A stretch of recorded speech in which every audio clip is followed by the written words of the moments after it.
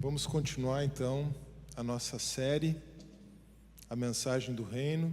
Estamos no módulo 1, que todas essas palavras estejam no seu coração. Essa introdução ao Pentateuco, à Torá, aos 5 primeiros livros da Bíblia, Gênesis, Êxodo, Levítico, Números e Deuteronômio, mas estamos dedicando alguns encontros, algumas quintas-feiras aqui, ao estudo do livro de Gênesis. A nossa mensagem dessa noite tem o título de Muito Bons, mas Caídos. E eu queria lembrar de algo aqui, já para começar. Talvez alguém possa até estar se perguntando assim: Carlos, mas e aí, não tem uma imagem, não tem um vídeo agora? Se vocês acompanharam aí as últimas semanas, perceberam que eu sempre comecei com uma imagem ou com um vídeo, né? O objetivo disso é apenas chamar a atenção, tá? A gente começa com uma foto, com uma imagem, ou conta uma história. O nome disso em retórica, inclusive, é exordium em latim, ou simplesmente exórdio em português. É algo no começo bem impactante para chamar a atenção de quem está ouvindo. Eu não vou fazer isso, não vai ter vídeo, não vai ter imagem agora, mas vai ter um exórdio sim. Eu quero chamar bem a atenção de vocês para algo, tá? Mas antes disso, eu só quero lembrar da metanarrativa bíblica. Antes de chamar a atenção de você com uma frase de efeito, chamar a sua atenção com uma frase de efeito, eu quero lembrar da metanarrativa bíblica. Lembram disso? Criação, queda, redenção e nova criação. Isso aqui eu vou lembrar ou no começo, ou no meio, ou no final de cada mensagem, porque é muito importante que a gente grave essa estrutura, porque isso não é simplesmente uma estrutura. Isso aqui é o enredo, e eu vou usar essa palavra mais de uma vez nesta noite. Isso aqui é o próprio enredo das Escrituras. Como alguém já disse, esse é o drama das Escrituras. Criação, queda, redenção e nova criação. E nas primeiras mensagens, nas primeiras duas quintas-feiras, nós nos concentramos no assunto da criação, ou no tema da criação.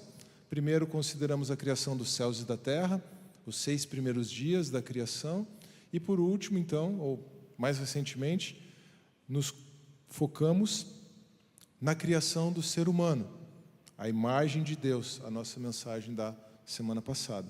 Agora nós vamos ver, como eu mencionei, que essa imagem que nós temos, ela é muito boa, assim como toda a criação de Deus é boa. A imagem de Deus que há em nós é boa, mas, infelizmente, essa imagem de Deus em nós está manchada. É como se algo obscurecesse, é como se algo nos dificultasse de vermos a imagem de Deus em nós e uns nos outros. E nós vamos tentar entender um pouquinho melhor o porquê disso nesta noite. Então, olhando para... Pode só voltar, por favor. Olhando ali, nós vamos nos concentrar nesse segundo momento, que é o momento da queda. E eu gostaria de pedir que você não olhasse para a queda como algo distante que aconteceu no passado, envolvendo lá um primeiro casal, 2 árvores e uma serpente. Eu queria que você olhasse para a queda como algo muito presente e algo muito próximo na vida de cada um de nós, na sua própria vida, tá bom? Aliás, eu até não gosto muito dessa expressão queda, não sou só eu. Alguns teólogos, alguns estudiosos contemporâneos não gostam muito dessa expressão, e eu vou explicar por quê. Mas agora sim vem aquela frase de efeito, aquilo que eu quero chamar a atenção de você. Eu já falei isso em algum outro momento, mas eu quero começar chamando bem a atenção para isso. A Bíblia é para nós, mas ela não foi escrita para nós. Essa é uma outra verdade que seria muito bom que você registrasse ao longo dessas semanas. A Bíblia é para você, e você tem que ler a Bíblia, você tem que compreender a Bíblia. A Bíblia foi escrita para transformar a sua vida, sim, com certeza. A leitura bíblica que não transforma a nossa vida não é uma leitura bíblica efetiva, não é a leitura que Deus planejou que nós tivéssemos da Bíblia. Então a Bíblia foi dada para nós, para transformar a nossa vida à medida que nós a lemos, mas ela não foi escrita para nós. Então, se eu quisesse causar ainda mais impacto, eu fui suave aqui. Eu poderia causar um impacto afirmando o seguinte: a Bíblia não foi escrita para você. Aí você fica assim, ó, como assim? Ela não foi escrita para você, porque ela foi escrita para outras pessoas, em outro momento da história, em outro lugar do planeta Terra. Tudo bem? Isso faz sentido? Mas ela chega até nós e ela é para nós, ela é palavra de Deus para nós, embora ela não tenha sido destinada a nós e endereçada a nós. E é exatamente por isso, porque ela não foi escrita para nós, que nós temos uma certa dificuldade de entender algumas passagens da Bíblia. E talvez essa passagem que nós vamos considerar hoje, o capítulo 3 do livro de Gênesis, seja uma dessas passagens que nós temos alguma dificuldade de entender, porque ela não foi escrita para nós. Ela foi escrita para um povo bem diferente de nós, numa realidade bem diferente da nossa. Então, o que eu gostaria de propor para cada um de nós aqui, para que a leitura desse texto e a exposição desse texto que nós vamos considerar, o capítulo 3 de Gênesis, com alguns versos do capítulo 2 antes, o que eu gostaria de propor aqui é que nós tentássemos nos aproximar desse texto como um judeu na época do cativeiro babilônico, certo? Porque nós temos certeza que esse texto foi endereçado, foi escrito, foi editado, foi compilado para essas pessoas, sem entrar no mérito aqui da autoria de Moisés, tudo bem? Sem entrar no mérito disso aqui, mas nós temos certeza que um judeu no cativeiro babilônico ia ter contato com o livro de Gênesis, ia ler lá o capítulo 3 de Gênesis e ia compreender de certa forma. E por que eu estou falando disso? Lembra dos ganchos que você vai tendo no final de cada livro? Se você termina o livro de Gênesis, o povo de Israel está no Egito, mas eles têm uma terra prometida. Você termina o livro de Êxodo, eles saem do Egito, mas ainda não entraram na terra. E eles saem do Egito e estão no deserto, no Êxodo. Aí você termina o Pentateuco e eles estão na entrada da terra prometida em Deuteronômio, ou seja, aquela história ainda não acabou. É como o final de um capítulo ou de uma temporada de um seriado na Netflix. Aí você tem o livro de Josué, eles entram na terra, mas eles só entraram na terra, tomaram posse na terra agora. E aí você tem Juízes, as coisas vão de mal a pior, você tem 1º e 2º Samuel, começa a monarquia, você tem o livro dos reis, e aí no final do livro diz, pronto, então agora eles estão na terra prometida, vai ficar tudo bem. Não, no final do 2º livro dos reis, nós temos a narrativa do cativeiro babilônico, o registro da história do cativeiro babilônico. E aí então você tem depois disso 1º e 2º Crônicas, que é como se fosse um reinício, a mesma história contada diferente. Então isso é um indicativo de que todos esses livros, na verdade, eles vinham como um pacote para ser lido, independentemente do momento em que as fontes foram compiladas, de quando que essas histórias chegaram a Moisés ou não. Não vamos entrar nessa discussão. O importante é nós entendermos que o grande valor de todos esses livros, Gênesis entre eles, era fazer com que o judeu, na época do cativeiro babilônico, compreendesse a sua realidade, compreendesse o princípio à luz do fim, e assim conseguisse compreender a sua realidade presente, tá bom? Esse é o principal contexto, esse é o principal ambiente que nós devemos imaginar. Nós devemos nos imaginar como judeus no cativeiro babilônico, lendo esse texto. E aí, então, o judeu no cativeiro babilônico, lendo esse texto, vai identificar Adão com Israel. E, na verdade, de forma até mais presente para ele, com Judá, com o Reino do Sul. Então, Adão começa a funcionar nessa leitura como uma figura do próprio Israel, ou de Judá. E acaba sendo inevitável, como parte daquele povo, que o judeu identifique Adão consigo mesmo, certo? E então, para que nós possamos ler Gênesis como uma história para nós, Gênesis 3, como uma história para nós precisamos ler primeiro, ou compreender primeiro, Gênesis 3 como uma história para eles, e entender o que essas figuras que aparecem aí, o que esses personagens e esses elementos de cenário que aparecem aí significariam para eles, para que possam ter mais sentido para nós. No final das contas, como Uzias me lembrou numa outra ocasião em que conversamos aqui no final de um culto, a história de Israel é a história de todos nós. Por quê? Porque o chamado para servirmos a Deus, o pecado, o que Deus faz para nos redimir e todas as ambiguidades presentes na nossa vida, elas já estavam presentes lá em Israel. E Israel só foi liberto definitivamente, ou teve a possibilidade de redenção definitiva, com a vinda do Messias, que veio para nós. Então, a história de Israel também é a nossa história. Mas, se nós quisermos compreender como que essa história faz mais sentido para nós, é muito bom que nós tentemos compreender um pouquinho mais o sentido que essa história, que a narrativa bíblica tinha, as histórias da narrativa bíblica tinha quando elas foram contadas ou lidas pelas primeiras vezes. E aí então entra essa ideia que eu trouxe, que é a ideia de queda. Eu já mencionei aqui. Aliás, a queda está por trás até do título da mensagem. Muito bons, mas caídos. Queda é uma palavra que, por mais que ela esteja ali na nossa descrição da narrativa bíblica, criação, queda é uma palavra que você não encontra na Bíblia. Olha que interessante. Você encontra, é claro, o conceito de pecado, mas você não encontra a palavra queda e nem exatamente o conceito de queda no Antigo Testamento. Aliás, se você notar, o Antigo Testamento não está nem muito preocupado com o pecado de Adão. Não é? É ou não é? Quantas vezes no Antigo Testamento você encontra uma alusão ao pecado de Adão e Adão como fonte dos problemas de Israel ou da humanidade? Na verdade, você não encontra nenhuma. Por quê? Porque o israelita e depois o judeu, depois que os reinos foram divididos, conseguiam entender que ao ler sobre Adão, eles estavam, na verdade, lendo sobre si mesmos.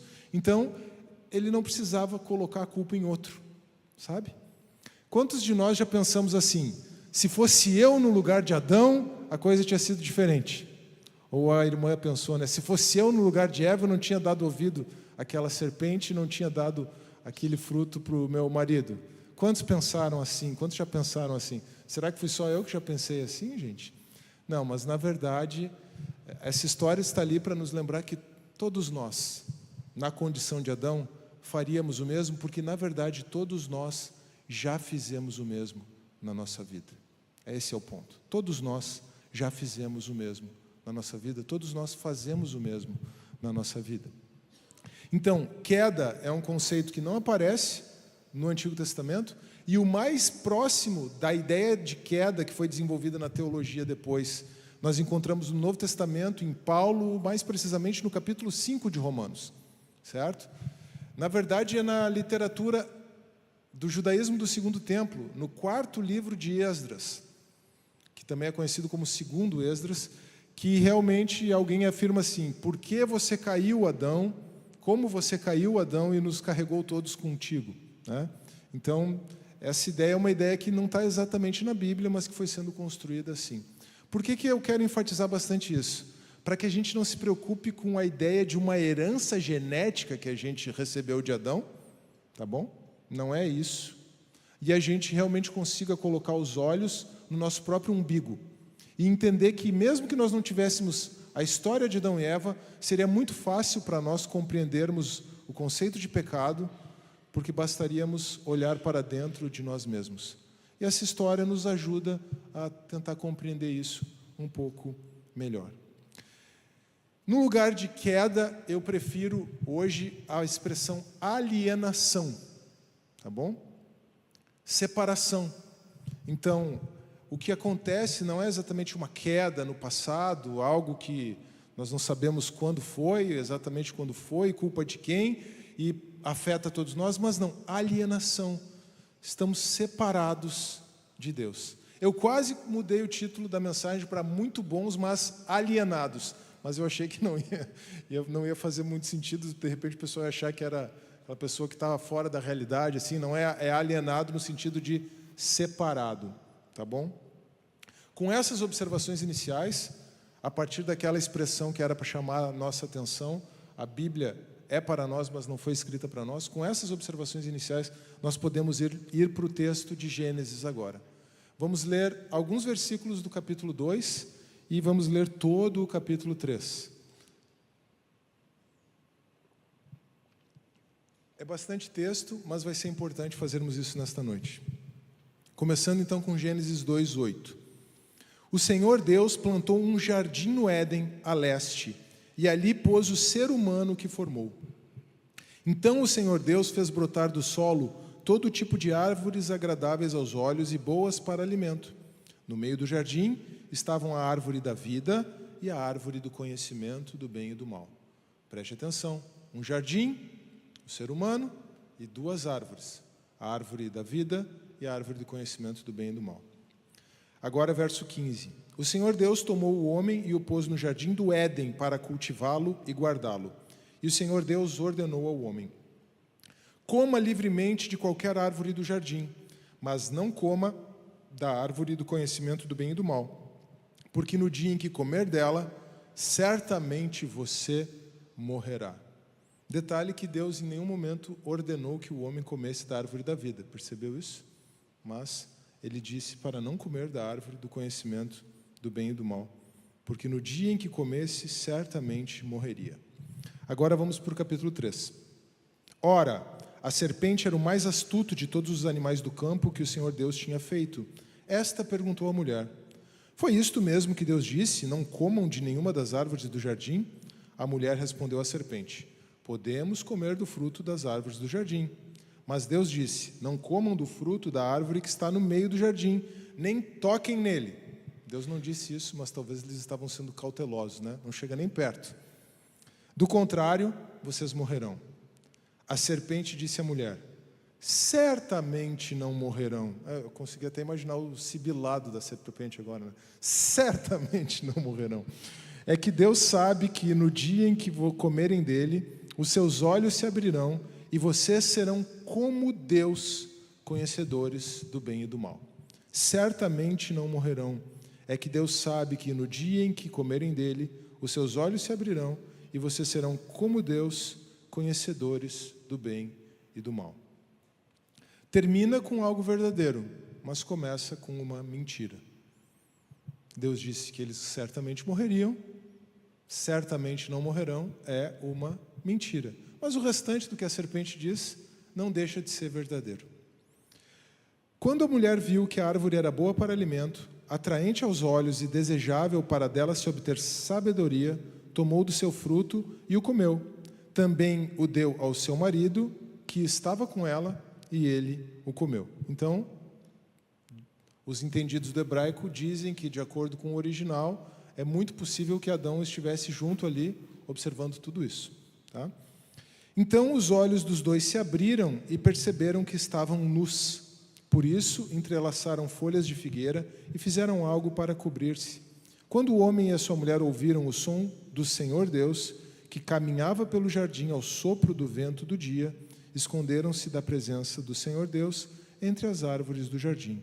O Senhor Deus, porém, o chamou e perguntou: onde você está? Ele respondeu: eu te ouvi no jardim e fiquei com medo, porque estava nu. Por isso me escondi. Deus perguntou: quem contou a você que estava nu? Você comeu da árvore da qual ordenei a você que não comesse? O homem disse: foi a mulher que me deste para estar comigo que me deu o fruto da árvore e eu comi. Começou o jogo de empurra-empurra, né? Então o Senhor Deus perguntou à mulher: o que foi que você fez? A mulher respondeu: a serpente me enganou e eu comi. Nessa hora a serpente olhou para o lado assim, né? Não tem ninguém para eu acusar, mas tudo bem. Então o Senhor Deus declarou à serpente: por ter feito isso, maldita é você entre todos os animais de rebanho e entre todos os animais do campo. Você rastejará sobre o seu ventre e comerá pó todos os dias da sua vida. Porém, inimizade entre você e a mulher, entre a sua descendência e a descendência dela, que ferirá a sua cabeça, e você lhe ferirá o calcanhar. A mulher, ele declarou: multiplicarei intensamente as suas dores de parto. Com dores você dará à luz filhos. O seu desejo será contra o seu marido, mas ele a dominará. Finalmente, declarou ao homem: Visto que você deu ouvidos à voz da sua mulher e comeu da árvore da qual ordenei a você que não comesse, maldita é a terra por sua causa. Com dores você comerá dela todos os dias da sua vida. Ela lhe fará brotar espinhos e ervas daninhas, e você comerá as plantas do campo. Com o suor do seu rosto você comerá o seu pão, até que volte à terra, visto que dela foi tirado, porque você é pó, e ao pó voltará. Adão deu à sua mulher o nome Eva, pois ela seria a mãe de todo ser vivente. Eva significa vida, assim como Adão significa homem. O Senhor Deus fez roupas de pele para o homem e a sua mulher e os vestiu. O Senhor Deus fez roupas de pele para o homem e a sua mulher e os vestiu. Então o Senhor Deus disse: Vejam que o homem se tornou como um de nós, conhecendo o bem e o mal. Não se deve permitir que ele estenda a mão e tome também da árvore da vida, coma e viva para sempre. Por isso, o Senhor Deus o expulsou do jardim do Éden para cultivar a terra da qual fora tirado. Depois de expulsar o homem, colocou querubins a leste do jardim do Éden e uma espada flamejante que se movia de um lado para o outro, guardando o caminho que leva à árvore da vida. Amém. Vamos orar? Pai, nós continuamos na Tua presença, nos colocamos diante de Ti mais uma vez e agora pedimos, Deus, que o Teu Santo Espírito nos conduza e que nós tenhamos iluminação que vem do alto para compreender a Tua palavra que foi lida. Que a Tua graça nos acompanhe e que sejas Tu a falar nessa noite e não eu. E que o Teu Espírito também possa estar trabalhando no coração de cada um dos meus irmãos aqui para que alcancem compreensão maior da Tua palavra e com isso compreensão maior de Ti. Assim nós oramos em nome de Jesus. Amém. O que nós vemos nesse texto, irmãos? Eu quero trabalhar com a ideia de enredo aqui, porque toda a narrativa, e a narrativa hebraica em especial, tem um enredo. Então, se nós tentarmos compreender o enredo, o que está acontecendo no texto, isso nos ajuda a ter uma maior compreensão do próprio texto. Então, se nós quiséssemos compreender o enredo de Gênesis 3, eu apontaria o seguinte: agora não são aqueles 3 pontos de uma pregação, né?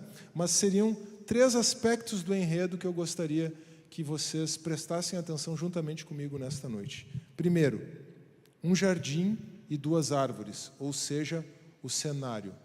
Nós estamos olhando aqui para um cenário, um jardim e 2 árvores.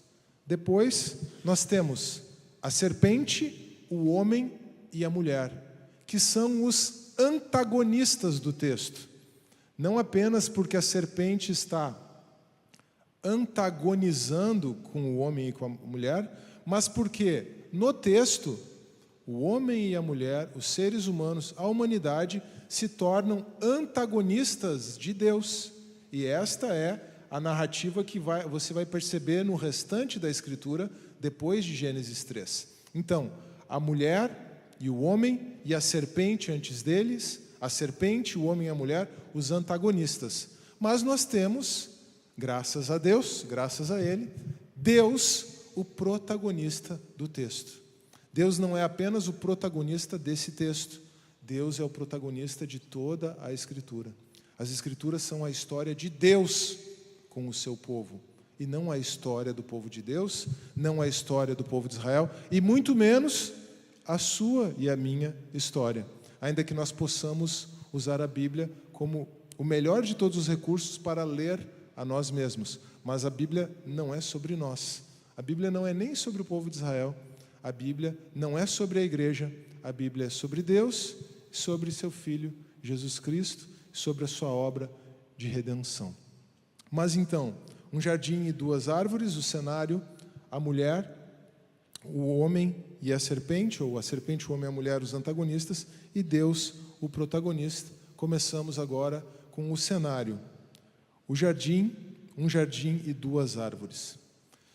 Eu já mencionei isso na semana passada, mas o relato de Gênesis, especialmente o capítulo 1, depois o capítulo 2, vai nos fazendo compreender, se nós tivermos a mentalidade de um judeu da antiguidade, se nós nos transportarmos para aquele ambiente do antigo Oriente Próximo, nós vamos começar a compreender a criação, toda a criação, como um espaço sagrado.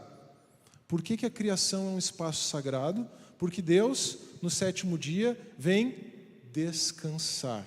O lugar onde os deuses da antiguidade descansavam e eram servidos pelos seres humanos eram os santuários, os templos. Então a criação é um espaço sagrado por causa do descanso de Deus. Essa é a principal verdade que o 7º dia da criação, em Gênesis 1, nos ensina. Além da verdade de que nós temos que descansar também, né? Mas, acima de tudo, que a criação é um espaço sagrado. Um local que Deus criou, um espaço que Deus criou, para que Ele mesmo pudesse habitar, e habitar conosco. Mas eu ainda não estou falando dos seres humanos. Se a criação é um espaço sagrado, se toda a terra é um espaço sagrado, o jardim do Éden, tem uma característica ainda mais especial.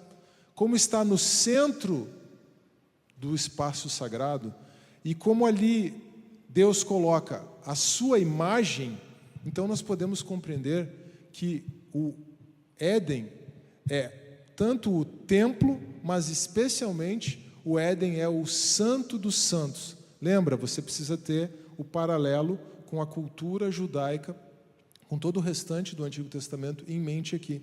Inclusive porque o judeu não recebeu o livro de Gênesis primeiro e depois recebeu o Êxodo. O pacote veio completo, certo? Independentemente das fontes usadas, independentemente de quanto tempo levou para ser compilado, independentemente da autoria de Moisés, quando eles liam o Gênesis, eles já liam o Êxodo, assim como nós. Então, apesar do desenvolvimento da história, você já tem a mentalidade do tabernáculo, do espaço sagrado ali de adoração do povo de Israel, e dentro do tabernáculo, o Santo dos Santos. O Jardim do Éden funciona como o Santo dos Santos, como o lugar mais sagrado desse espaço sagrado que é a criação, como o lugar onde Deus vem para estar com o seu representante, o lugar de comunhão, em que o representante, a imagem de Deus, vai então poder ter comunhão com Deus e a partir dali cuidar de toda a criação e cuidar daquele espaço como um espaço sagrado. Adão e Eva poderiam então funcionar como sacerdotes nesse espaço sagrado, nesse espaço sagradíssimo, vamos colocar assim, que é o Éden, funcionando como o Santo dos Santos. Então, já fazendo a transição, ou um pouquinho antes de fazer a transição, que ainda precisamos falar das árvores, mas isso nos aponta para Adão e Eva como sacerdotes. Lembram que a imagem de Deus tem a ver com representação, e essa representação pressupõe um relacionamento. Então eles foram colocados ali para terem um relacionamento com Deus e para participarem ativamente junto com Deus do processo de colocar ordem sobre a criação. Então, o relato de criação em Gênesis 1 é um relato de Deus colocando ordem sobre o caos. Lembram disso? Adão e Eva, então, são colocados como representantes de Deus no jardim para terem comunhão com Ele e para participarem juntamente com Deus do processo de colocarem ordem sobre a criação. Eles são colocados como vice-regentes. Eles são os vice-reis de toda a criação. E fica muito claro que é função do ser humano colocar ordem na criação, já na função que Deus atribui ao ser humano, a Adão, no capítulo 2, porque Deus traz os animais para que Adão identifique o seu nome. Não é assim? Quando ele identifica o nome, Adão não apenas está dando nome, né, como uma curiosidade, eu quero chamar isso aqui de zebra e não de elefante. Não, dar o nome aqui tem a ver com identificar a função. Então é como se fosse um ato criativo. Não é apenas, claro, Deus criou, Deus trouxe eles à existência, mas Deus está dizendo assim, quem vai dizer para que serve é você. É claro que você vai ter que descobrir a partir da sabedoria que o próprio Deus te deu, mas quem vai dizer para que serve é você. Então Deus já está colocando o ser humano como participante do processo de criação no capítulo 2. Agora no capítulo 3, colocado dentro do jardim, isso fica ainda mais claro. Então nós temos o jardim. Eu já falei um pouco dos seres humanos, antecipando o próximo elemento do nosso enredo. Mas nós precisamos considerar as duas árvores, a árvore da vida e a árvore do conhecimento do bem e do mal, ambas no centro do jardim. Essas árvores têm um simbolismo muito profundo, certo? Algumas pessoas identificam essas árvores como, ou pelo menos a árvore do conhecimento do bem e do mal, como um teste. Não tinha nada proibido para o homem, não tinha nada proibido para o ser humano, nada, uma coisa só. Ele só não podia comer de um mísero fruto, mas o infeliz foi lá e comeu. Era um teste de obediência. Algumas pessoas veem assim, eu respeito, não tenho nenhum problema com isso, mas eu não gosto muito dessa compreensão. Porque essa forma de ver, e eu digo que eu não gosto muito, sendo que eu já vi isso assim, já compreendi assim por muito tempo, tá bom? Era a maneira mais fácil de compreender essa passagem. Era um teste, puxa vida, um único teste, um único mandamento, uma única proibição, nada mais era proibido, só isso. Veja que quando a gente começa a raciocinar assim, a gente inevitavelmente está raciocinando em termos legalistas. Como se a vida com Deus, como se a vida religiosa constasse de coisas que você pode e que você não pode fazer, e no caso de Adão só tinha uma coisa que o infeliz não podia fazer e ele foi lá e fez. Não, não é assim. Porque a gente tem uma carga de religiosidade muito legalista. Às vezes você conversa com as pessoas, eles perguntam assim, você é cristão? Sou, frequenta a Bíblia. Tá, mas o que você pode ou não pode fazer? Não é assim? As pessoas estão logo perguntando, pode assistir TV? Sabe essas coisas assim? Não, não é desse jeito que a vida com Deus funciona. Então, por isso que eu não gosto de ver as duas árvores, ou pelo menos a árvore do conhecimento do bem e do mal, como esse tipo de teste de obediência quase legalista. Eu prefiro ver as duas árvores como duas escolhas. As duas árvores, quer elas tenham existido, quer não vou tomar nenhuma posição sobre isso aqui, as duas árvores representam duas escolhas. Isso é o mais importante. A escolha da árvore da vida é a escolha da comunhão com Deus. É a escolha de receber vida diretamente da fonte, que é Deus. É a escolha de um relacionamento com Deus. A escolha da árvore do conhecimento do bem e do mal é a escolha da independência, do afastamento. Ao comer da árvore da vida, o ser humano escolhe uma vida de comunhão com Deus e de dependência de Deus.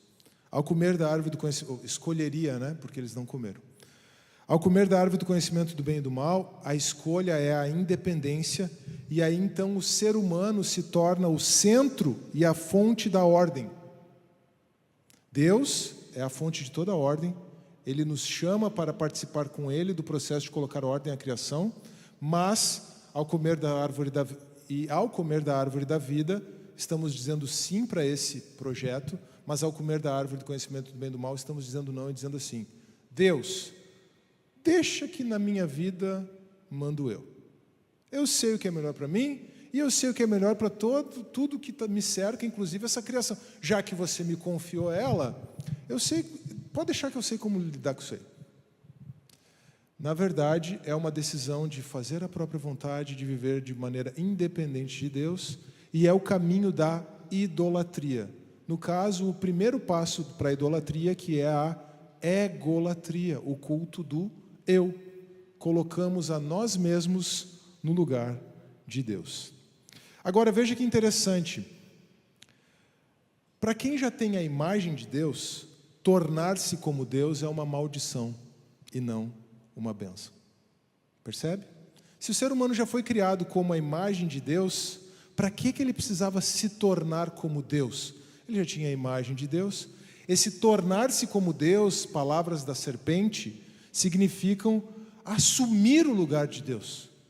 E assumir o lugar de Deus é o lugar da idolatria. E isso é uma maldição. Nada de bom pode resultar desta posição. Nada de bom pode acontecer quando nós tomamos o lugar de Deus nas nossas vidas. Para quem já tem a imagem de Deus, tornar-se como Deus é uma maldição e não uma bênção. A árvore da vida, então, significa relacionamento com Deus, a fonte da vida. A árvore do conhecimento do bem e do mal significa a idolatria e, consequentemente, a morte. Alguém já falou, você se transforma naquilo que adora. Se você buscar as coisas que perecem, você perecerá. Se você buscar ídolos, se você buscar a si mesmo, você está buscando a morte. Agora, se você buscar a Deus e viver em comunhão com Deus, você vai se tornar cada vez mais parecido com aquele a quem você adora. Então, as duas árvores são duas escolhas. A escolha de um caminho de obediência e dependência de Deus, o Criador, e assim, juntamente com Ele, de governo sobre a criação, mas um governo em dependência de Deus, ou a escolha de um governo independente de Deus, mas também um governo.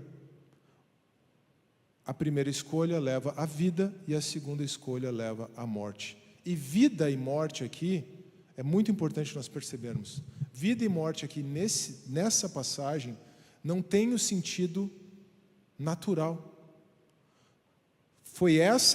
Esse foi o jogo da serpente. A serpente disse, é certo que vocês não vão morrer. Realmente eles comeram e não caíram duros para trás. Não era uma fruta envenenada nesse sentido. Mas o sentido de vida e morte no texto, a árvore da vida e a morte que vem de comer o fruto da árvore do conhecimento do bem e do mal, significa comunhão com Deus ou separação de Deus. Esse é o sentido. Vida e morte aqui são tomados em sentido metafórico para comunhão com Deus e separação de Deus. Vida, comunhão com Deus, relacionamento com Deus. Morte, separação de Deus. Sabe o que a Bíblia não ensina? Olha que interessante isso aqui. A Bíblia não ensina que Adão e Eva foram criados perfeitos. Ela não ensina isso. E eu posso provar para vocês de forma muito simples. Às vezes a gente pensa, né? Não, Adão estava no jardim e tudo era bom, ele era muito bom, ele era perfeito. Não, ele não foi criado perfeito por uma razão muito simples. Se Adão e Eva tivessem sido criados perfeito, ele não teria pecado. Então a Bíblia não afirma que Adão e Eva foram criados perfeitos. Na verdade, o nosso objetivo não é voltar ao jardim. Se nós temos que de alguma forma voltar ao jardim, e essa ideia é uma ideia que tem uma grande carga de verdade, se nós temos que voltar ao jardim, é para ir além do jardim e avançar no projeto que foi interrompido por Adão e Eva. Mas vamos voltar ao jardim para quê? Para voltar à comunhão com Deus. Esse é o sentido de voltar ao jardim. Mas não é porque a gente tem que ir para lá, porque lá estava tudo certo, tudo perfeito. Não, Adão não era perfeito, portanto que Adão e Eva pecaram. Eles não foram criados perfeitos. Outra coisa que a Bíblia não afirma é que eles foram criados imortais. Essa aqui é um pouquinho mais desafiadora de entender. Mas se eles iam morrer se eles iriam morrer ao comer da árvore do conhecimento do bem e do mal, então eu estou entendendo que eles foram criados mortais. Agora, as pistas. Lembra lá no capítulo 2, que diz que o homem foi criado do pó da terra? E agora aqui no capítulo 3, verso 19, Deus afirma que ele é pó e ao pó voltará.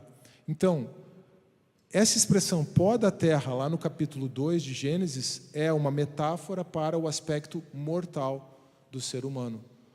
Ou seja, nós temos fortes razões para compreender que a Bíblia ensina que, como criação de Deus, ainda que muito bons, fomos criados mortais, sujeitos à morte.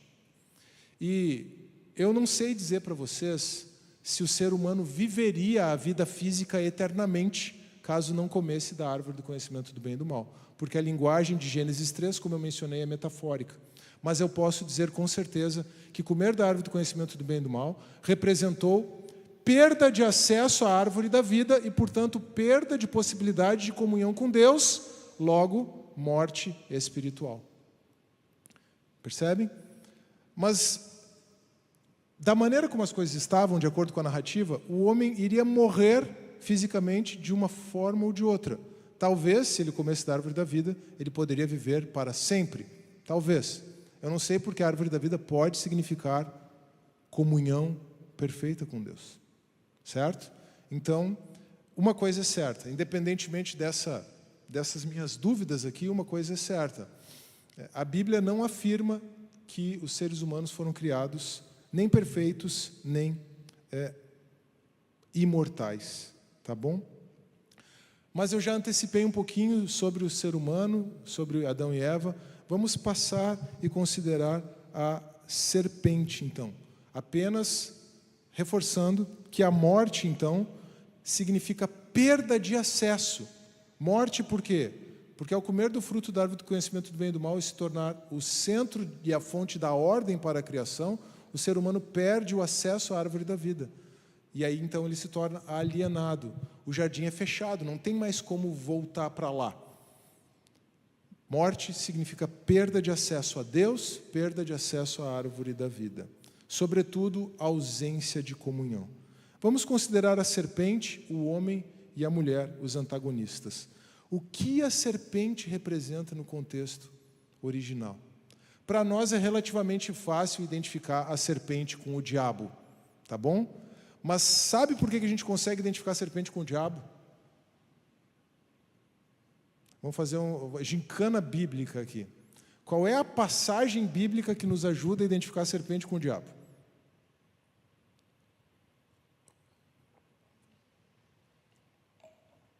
Apocalipse capítulo 12. Só no último livro da Bíblia, a serpente é identificada com o diabo. O dragão, o diabo, a antiga serpente, Satanás. Está lá no capítulo 12, tudo isso. Todas essas designações ao dragão, que na verdade era uma forma de identificar o Império Romano que estava perseguindo os cristãos. Mas o dragão, o diabo, a antiga serpente, Satanás, é identificado assim lá no capítulo 12. Então, se para nós é fácil, mas não é tanto, certo? Porque o diabo não é uma serpente. Aí o diabo entrou na serpente, a serpente fala, percebe? A serpente falava, Eva não ia achar estranho uma serpente falando? Todas essas coisas que normalmente as crianças perguntam para os pais, né? Todas essas coisas que talvez o Daniel já tenha perguntado ou comece a perguntar, o judeu também sabia. Então ele tinha uma maneira de ler essa passagem. E não era identificando a serpente com o diabo, embora não esteja errado. É isso que eu quero deixar claro. Não é errado identificar a serpente com o diabo. Mas, lembra da ideia de revelação progressiva? Isso não era algo claro para o judeu no cativeiro babilônico. Mas algumas coisas eram claras para o judeu no cativeiro babilônico. Pelo menos duas. Para o judeu no cativeiro babilônico, a serpente era uma criatura do caos. Por quê? Na mentalidade do Antigo Oriente Próximo, a serpente era identificada como uma criatura do caos. Além disso, além de ser uma criatura do caos, a serpente também podia ser facilmente identificada como um símbolo de idolatria. Porque muitos povos ali em redor de Israel tinham, dentro dos seus deuses, imagens de serpentes. Então a serpente era identificada como um animal do caos e como um ídolo. Sabe aquela expressão pedir ajuda para os universitários? Aqui eu preciso pedir ajuda para os universitários, então eu vou trazer dois dos mais renomados estudiosos do Antigo Testamento aqui para nos ajudarem. O primeiro deles, John Walton. O mundo antes da queda era uma combinação de ordem e não ordem, com a estratégia de se continuar a trazer ordem. Esse progresso em direção à ordem, no entanto, retrocedeu com a entrada da desordem. A serpente, a criatura do caos, era parte de um mundo não ordenado. Sua interferência lançou a desordem quando as pessoas decidiram que elas mesmas queriam se tornar a fonte e o centro da sabedoria e da ordem. Então, a serpente como um animal, uma criatura do caos, induzindo Adão e Eva à desobediência e, portanto, a introduzir a desordem no mundo criado por Deus. Agora, a citação é de John Golding.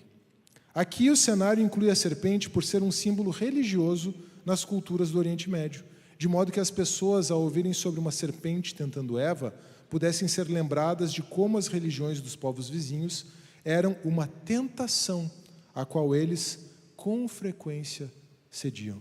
Por isso que eu falei que o judeu no cativeiro babilônico ia ver Adão e Eva ali e ia se identificar com eles. Porque ele ia dizer, por que nós estamos aqui no cativeiro mesmo? Por causa da idolatria, porque nós abandonamos o único Deus verdadeiro e nos prostramos diante dos ídolos dos cananeus. O que Adão e Eva fizeram no jardim? Deixaram a comunhão com Deus e seguiram o caminho da idolatria. O homem e a mulher introduziram a desordem na boa criação de Deus. Então, aqui é bem importante a gente entender que no meio da boa criação de Deus havia o caos, porque a criação, como descrita em Gênesis, é um processo de trazer a ordem ao caos. Então Deus vai progressivamente trazendo ordem ao caos, os 6 dias nos indicam isso. Deus vai trazendo ordem ao caos, cria o ser humano e encarrega o ser humano de trabalhar junto com ele, como seu representante, como sua imagem, para trazer ordem ao caos. Então, em meio à ordem, ou a ordem de Deus, ela existe no meio do caos, certo? Por quê? Porque, além da serpente, na mentalidade do mundo antigo, as trevas são um elemento do caos. E na criação estava lá, as trevas, e Deus disse, haja luz, e houve luz, e Deus fez separação entre luz e trevas. Deus não acabou com as trevas, ou seja, o caos continuava ali. As águas, os mares, eram elementos identificados como elementos do caos. O ser humano não tem controle sobre eles. O deserto também era um símbolo do caos. Os animais marinhos eram símbolo de caos. E aí tem até animais mitológicos, como o Leviatã, né, o dragão marinho. E a serpente é uma criatura do caos. Então, a não ordem é o caos. Mas Deus vai colocando ordem no caos. E à medida que Deus vai colocando ordem, o que Ele vai dizendo no capítulo 1 de Gênesis? E viu Deus que era bom. Quando Ele cria o ser humano, Ele termina e diz, e viu Deus que era muito bom. Então, a ordem contrastando com o caos. A questão é que ao voltar as costas para Deus, ao comer o fruto da árvore do conhecimento do bem e do mal, a dar ouvidos para a criatura do caos, a serpente, ao procurar se tornar o centro da ordem, o ser humano introduz a desordem no plano de Deus. Você está entendendo? Por quê? Porque é como se a terra começa aqui, no caos. O ser humano, Deus, começa a colocar ordem. Você está vindo para cá. Deus começa a colocar ordem. Cria o ser humano, Adão e Eva, venham, me ajudem a colocar ordem aqui na coisa. Não que eu precise de ajuda, mas eu sou gracioso e quero fazer vocês participantes disso. Então tá, Adão e Eva são chamados por Deus a essa tarefa de colocar ordem no caos, mas eles tomam uma decisão de ir em sentido contrário.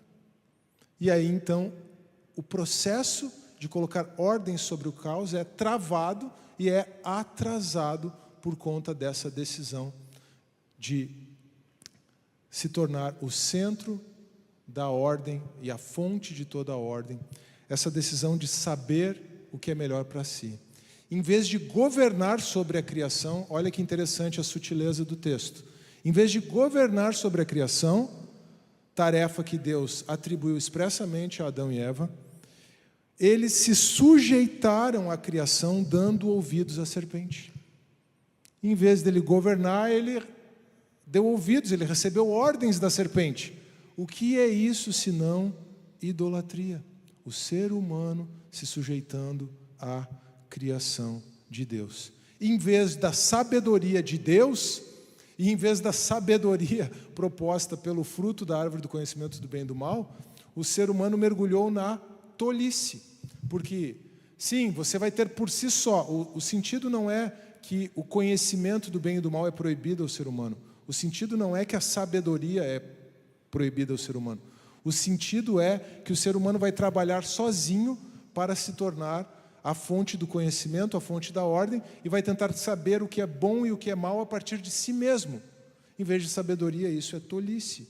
Porque se nós conhecêssemos a Deus, se Adão e Eva conhecessem a Deus no relacionamento com Deus, eles também se tornariam sábios. Quantas vezes nós tentamos fazer as coisas do nosso próprio jeito, né? Isso aqui deixa que eu resolvo. Qual é o resultado? Frustração, decisões tolas, né? Se nós vivermos a nossa vida a partir de um relacionamento com Deus, além da vida eterna, que é resultado da árvore da vida, nós também nos tornaremos sábios e tomaremos decisões sábias. Mas então, como consequência do pecado, além da desordem introduzida na boa criação de Deus, vem a vergonha. Adão e Eva se esconderam.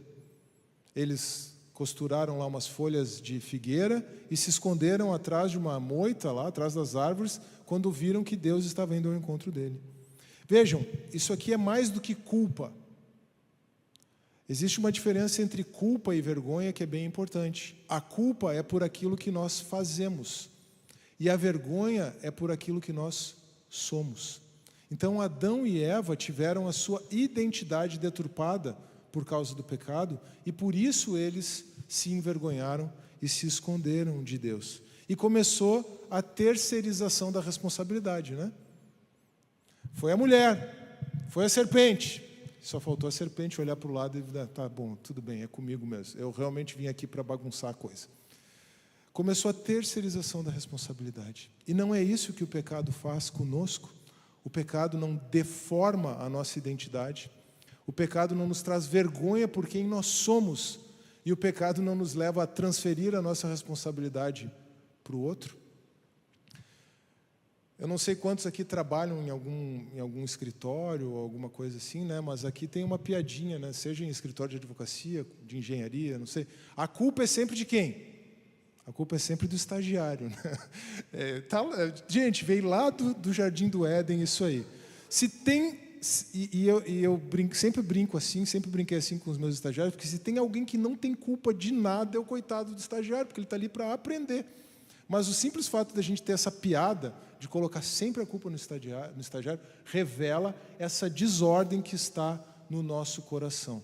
Sempre procurando uma forma de terceirizar a nossa responsabilidade, colocar a culpa no outro. Por quê? Por causa da nossa vergonha, daquilo que sentimos, por causa do que somos, e não apenas pelo que fazemos. Então, se nós estamos inseguros da nossa identidade, a gente vai direto querer colocar a culpa no outro. Mas, se nós estamos bem seguros da nossa identidade, nós, então, assumimos a responsabilidade pelos nossos atos. Bom, mas ainda temos algumas coisas mais sobre o homem e a mulher. O homem e a mulher tentam inutilmente cobrir a sua vergonha. Tentam inutilmente cobrir a sua vergonha com folhas de parreira. E aqui, então, muitos identificam essa tentativa como a religiosidade. A religiosidade como a tentativa de encobrir o pecado humano. Então, você começa a frequentar a igreja, você começa a orar, você começa até mesmo a dizimar e ofertar como forma de tentar expiar os seus pecados. Mas não é nada disso. Deus não se agrada com nada disso. Deus se agrada com o sacrifício de Cristo e Ele se agrada com você como seu filho. As nossas orações, as suas orações, a sua vida em comunhão na igreja, os seus dízimos e as suas ofertas, tudo aquilo que você faz flui a partir dessa vida e a partir desse relacionamento com Deus. Deus já se alegra em você por quem você é, a sua identidade. Você não precisa fazer nada para aumentar a sua conta com Deus. Você não precisa fazer nada para esconder o seu pecado. Qualquer tentativa nossa de esconder o nosso pecado vai ser tão vazia quanto as folhas de figueira de Adão e Eva, ou quanto eles se esconderem atrás de uma árvore do Deus onisciente. É quase uma piada, né? Mas, então, a religiosidade se torna essa tentativa de encobrir a nossa vergonha. Agora tem algumas outras coisas também. O texto diz que o trabalho se tornou penoso por causa do pecado. O trabalho se tornou penoso por causa do pecado. Certo? O que quer que isso signifique, é bem interessante nós pensarmos que, se nós estivermos em comunhão com Deus, podemos até fazer o nosso trabalho de uma forma leve, agradável, sem tornar aquilo um problema para nós e para os outros. Mas o texto ensina que para o homem o trabalho se tornou penoso por causa do pecado. Diz que o pecado introduziu também o desentendimento entre o homem e a mulher. E que a mulher teria filhos com sofrimento. Não apenas, ou não necessariamente o sofrimento físico, mas o sentido da palavra no original pode ser sofrimento emocional. Realmente, você colocar um filho no mundo é fonte de muita preocupação. E para Eva mesmo, muito sofrimento veio já na sua primeira geração, com Caim e Abel. Ela sentiu na pele mesmo aquelas palavras. O que eu quero que nós entendamos é que essas palavras não são palavras de maldição da parte de Deus, como se fosse uma punição. Ah, vocês pecaram, agora tudo isso vai acontecer com vocês. Não, Deus está apenas descrevendo o que acontece como consequência do nosso pecado, da nossa desobediência, de uma vida longe dele, da introdução da desordem na boa criação de Deus. Mas tem uma frase que eu tenho falado algumas vezes e vou continuar falando: o Novo Testamento está oculto no Antigo, o Antigo Testamento está revelado no Novo. Normalmente, até aqui, nesse momento, eu trazia alguma passagem do Novo Testamento bem relacionada com o texto. Eu poderia fazer isso, mas talvez não seja necessário, porque no texto nós temos Deus, o protagonista. E o que Deus faz no texto? Deus vai ao encontro dos seres humanos, apesar do pecado. Deus não sabia que Adão e Eva tinham pecado? Sabia, mas ainda assim Ele vai ao encontro deles. Deus providencia vestes, matando um animal para cobrir a vergonha do primeiro casal. E ao matar um animal para produzir vestes de couro para aquele casal, muitos identificam aí uma alusão ao sistema sacrificial do Antigo Testamento, em razão do pecado, o sangue precisa ser derramado, e depois, então, de forma mais evidente ainda, o sacrifício definitivo de Jesus.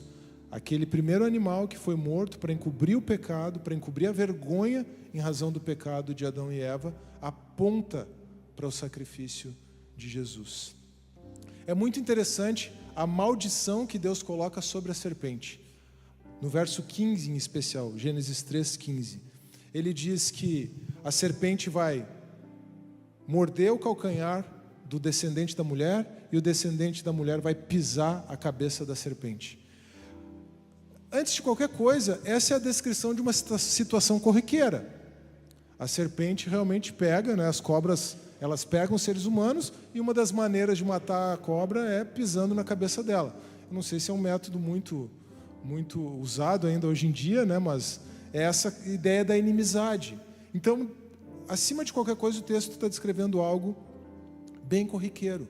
Mas, assim como o Novo Testamento nos ensina que a serpente é o diabo, ou identifica a serpente com o diabo, também, logo cedo na história, o descendente da mulher foi identificado com Jesus. Quem fez isso pela primeira vez foi Irineu de Lyon. E aí Lutero, então, já mais recentemente, na época da Reforma Protestante, entendeu que ali em Gênesis 3:15, nós teríamos uma primeira proclamação do Evangelho. A vitória do descendente da mulher sobre a serpente. Jesus pisando na cabeça da serpente, vencendo por meio dos seus sofrimentos, por meio da sua morte, vencendo as trevas. Alguns identificam Gênesis 3:15, então, como um proto-evangelho, o primeiro evangelho. Os seres humanos, por causa do pecado, perdem o acesso à presença de Deus. O plano de Deus de colocar a ordem à criação, então, é atrasado.